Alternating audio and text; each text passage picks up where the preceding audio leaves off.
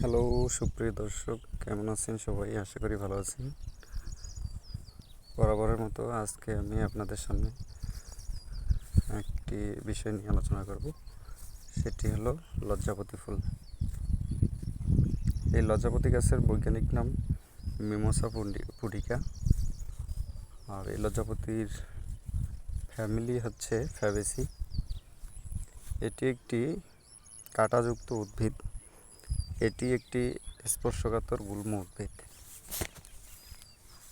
এই গাছটি অন্যান্য গাছের তুলনায় খুবই স্পর্শকাতর হয়। এর পাতা ছোঁয়া মাত্র বন্ধ হয়ে যায়। তবে এটি তাপের প্রভাবেও হতে পারে এবং রাতের বেলাতেও পাতা বন্ধ থাকে। উদ্ভিদটি একটি ঔষধি উদ্ভিদ এবং এই উদ্ভিদটির বহুবিধ ব্যবহার রয়েছে, যেমন নাক কান থেকে রক্ত পড়া বন্ধ করা, যে কোনো প্রদাহ, আলসার, শ্বাসকষ্ট ইত্যাদি।